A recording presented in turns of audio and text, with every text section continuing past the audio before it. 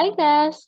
Welcome to another video for understanding the self. Our topic for today is about the self in Western and Eastern thought. Okay? So at the end of the video, you should be able to differentiate the concept of the self according to Western thought against the Eastern or Oriental perspectives. You should also be able to explain the concept of self as found in Asian thoughts, and also you should also be able to create a representation of the Filipino self. Okay? So, we have already discussed sa ating mga previous videos yung different philosophies. Okay?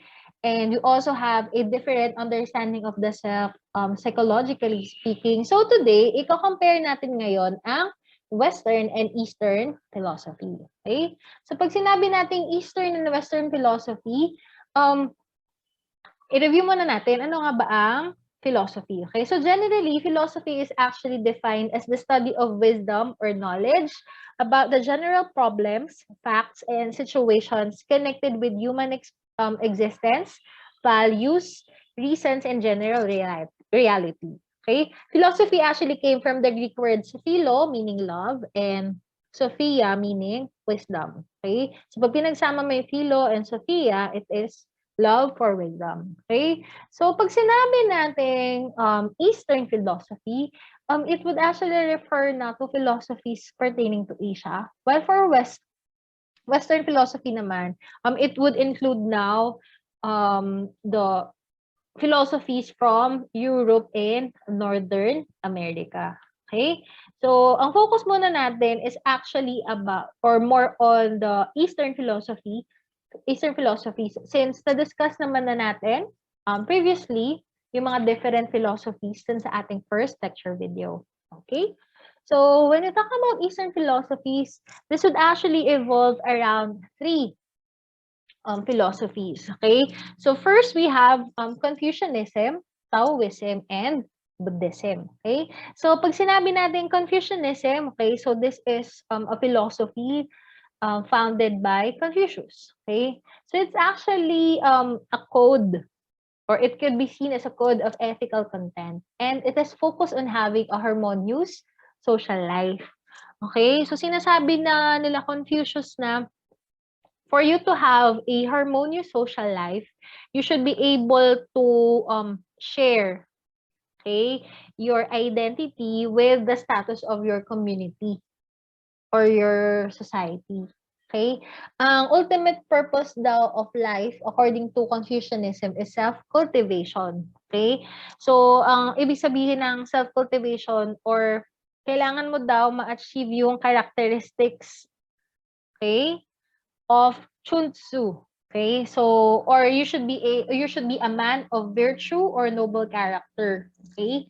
Na embedded pa rin yung buhay mo na yon in your social relationships.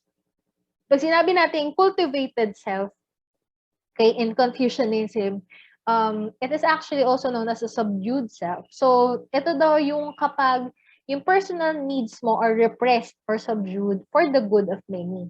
Okay? Or parang nakokontrol mo yung mga personal needs mo para sa kabutihan ng lahat. Okay? So, next you have Taoism. Okay, so for Taoism, it is living in the way of the Tao or the universe. Okay, so Taoism actually rejects having one definition of what the Tao is. Okay, so actually marami daw Tao, or actually parang general siya. Okay, so ano daw, dapat nag-a-adjust tayo. Yung Tao daw should be free-flowing, relative, unitary, and it can also be viewed as a paradoxical view of almost everything. Okay? So, Taoism rejects the hierarchy and strictness brought by Confucianism. And mas gusto ng Taoism na magkaroon tayo ng balanced life with society and nature. Okay? So, simple lifestyle lang ang gusto ng Taoism. Okay? So, the self is not just an extension of the family or the community. It is part of the universe. Yun ang sinasabi ng Taoism. Okay? So, dapat daw, for Taoism, they believe that the ideal self is selfless. Okay? But, yung selflessness na yun, hindi mo kinakalimutan yung sarili mo. But again, kino-consider mo yung balanced life with society and nature. You are open to change Tapos, kinakalimutan mo yung mga prejudices and egocentric ideas about equality. Okay? So, sa Taoism, you are not only thinking of yourself, but also your society. Okay? So, next, we have Buddhism. So, for Buddhism, marami kasing versions ng Buddhism. Okay? Pero yung common sa kanila is, yung self daw is an illusion born out of ignorance. Okay? So, ito din daw ang source of all suffering. Okay? So, ang Buddhism daw, yung self daw is actually, or yung Buddhism, ang focus na is our quest to forget about the self. Kalimutan mo yung sarili mo. You should also you should forget the cravings of the self and break the attachments you have with the world and to renounce the self na yun nga yung cause ng suffering. Okay? So, ang goal ng for Buddhism, kailangan daw ma-achieve mo ang state of nirvana or the state of happiness. And usually, it occurs when you have happiness on the spiritual things. Okay? Now, itong mga example na to, Confucianism, Taoism, and Buddhism, siguro nare-relate natin siya more on the Oriental or on the Chinese philosophies. Okay? So, now let's go to the Western philosophies. So, ito na yung mga na-discuss natin dun sa lecture 1. Okay? Yung about the philosophical perspectives of the self. Okay? So, the Western philosophies actually do not include the role of environment and society. Okay? So, kung kanina, puro natin minimension ng society, dito sa Western philosophy, ang focus now is always looking toward the self. It is individualistic. Okay? Also, you look at the world in dualities. 1, you are distinct from the other person. And 2, there's a creator that is separate from the object he created. Okay? So, for the Western philosophies, ang highlight niya is there is a divine God. Okay? Na yung creator talaga, na separate from the person, from us. Okay? So, ang emphasis ng Western philosophy is more on the value of equality. And it promotes ideas of fair competition. Okay? Yung Western philosophy also usually they highlight personal achievements. Okay? So, i-compare na natin kung ano ang Western and Eastern philosophy. Okay? So, for Western philosophy, again, it is individualistic. And ang pinapromote niya is individualism. Okay? So, it actually came from the school of thought from Greek philosophy. So, ang roots niya ay sa Rome and from Christianity. Okay? Specifically, you have the Judeo-Christianity. Okay? So, we could say that Western philosophy is more of Latin. Okay? While for the Eastern philosophy, ang pinapromote niya is collectivism. Okay? So, yung self is not separate from the society. So, collective nga, kasama mo yung group. And it is based mainly in Asia, more specifically the Chinese philosophy. Okay? So, it takes its roots from Confucianism, Buddhism, and Taoism. Yan. So, generally, ang Eastern philosophy is classical Chinese philosophy. Okay? Now, the main principle for the Western philosophy is self-dedication. Okay? So, pag sinabi natin self-dedication, ano tayo? Yung gusto natin na tayo ay of service to others. Okay? To the point na yung service natin, yung life natin is focused on service to God, service to community, and so on. Okay? This is because of the Christian influence. Okay, na also there is a beginning and end to find meaning.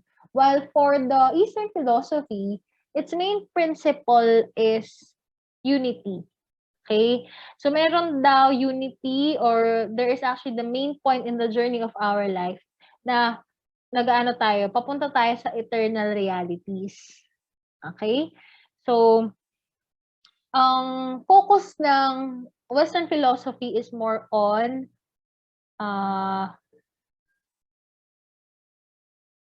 ethics, while for your Eastern philosophy, more on the virtues. Okay? So, pag sinabi natin ethics, it is deciding what is right and wrong.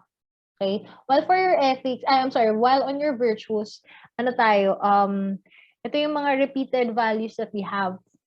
Okay?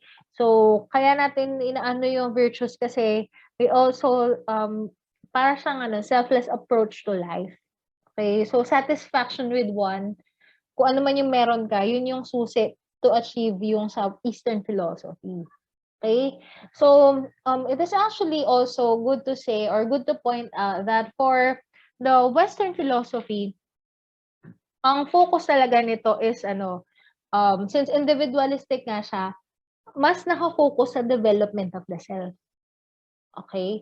Yung Eastern philosophy naman, since collectivist siya, ang focus niya is yung self and its role with the society. Okay? Pwede natin siyang i-compare sa ating culture, sa ating perspective. Okay? 'Di ba ang mga, for example, ang mga foreigner, let's say doon tayo sa western countries, let's say America. Okay? You would see yung mga workers, they work for themselves. Okay? So, ano siya, yung priority nila is working para ma-achieve nila yung mga goals nila. For them to buy what they want. Okay? For them to get what they need. Okay? Pero ang sa Eastern philosophy, since collectivist nga tayo, hindi lang ganun yung ating goal. Parang mas gusto natin na yung ginagawa natin nakakatulong din sa iba. Okay? So mas nakakatulong or mas para may contribution tayo sa society. Okay? So parang dun sa kay kung naalala niyo yung golden rule, do unto others what you have or what you want others to do unto you. Okay? So, yun yung parang sinasabi sa ating Eastern philosophy or collectivism. Okay? So, sa Asia, ganun. Makikita niyo yan sa mga Asians. Okay? So, yung, di ba, example na lang is yung sa kung nanonood kayo ng mga Korean dramas, 'di ba? Mine-maintain ang culture para magkaroon ng harmony and order. 'Di ba yung sa yung mga mga Korean drama ng sinaunang panahon daw. Yung mga dynasty. Yan, nakikita nyo, 'di ba? Na nagde-decide yung leader not for himself but for the good of the kingdom. Okay? Or good of others. Okay? So, yun yung mga different characteristics of, or yun yung differences ng Western philosophy and Eastern philosophy. Okay? So, yun lang naman ang natin. Sinamarize lang natin or in-explain ko lang yung different Eastern philosophies. And kung babalikan niyo yung mga Western philosophies na na-discuss natin dun sa first video, makikita niyo na ganun talaga yung focus. Okay? Wala kayong maririnig na society and environment para sa development of the self doon sa mga Western philosophies. Okay? Dito sa Eastern philosophies, kailangan kasama yung yung social role mo or your participation with your social group. Okay? So I hope medyo clear naman yung ating basic explanation about the Western and Eastern philosophy. So this is just a short discussion. So kung babalikan natin or i-compare natin ngayon ang representation of the Filipino self. Okay? Saan ba tayo? Ano ba ang mas malakas na influence sa atin? Since yung country natin was actually colonized before ng mga Westerners, and also meron din tayong mga Eastern invaders talaga, yung mga colonizers. Diba iba-iba na yung ating philosophy? Okay? Pero the question is, ano ba talaga ang mga Pilipino? Okay? Saan ba ang natin, ang paniniwala natin ngayon? Okay? So, are we still more of the Eastern? Collectivist din ba tayo? Now, we think of what we are going, we think of our contribution to the society besides ourselves. Okay? Or are we more geared to the Western thinking na focus din natin is the development of ourselves? yung ano lang natin, our focus is on ourselves. Okay? So, that's one good thing to reflect on, na since yung ating experience with the past is um, influenced by Western and Eastern. So, yung mga Pilipino siguro, it's good to say that we're in the middle. Okay? So, marami siguro, iba-iba yan. Depende sa location natin, kung ano ang ating perspective of the self according to the influence of these different philosophies. Okay? So, I hope you learned something from this video. So, if you're my student, kindly send your questions sa ating group chat. But if you're not my student, again, thank you for watching this video. And if you have questions, feel free to comment them down below and I'll reach out to you as soon as possible. Okay? So, I hope to see you in the next video. Bye!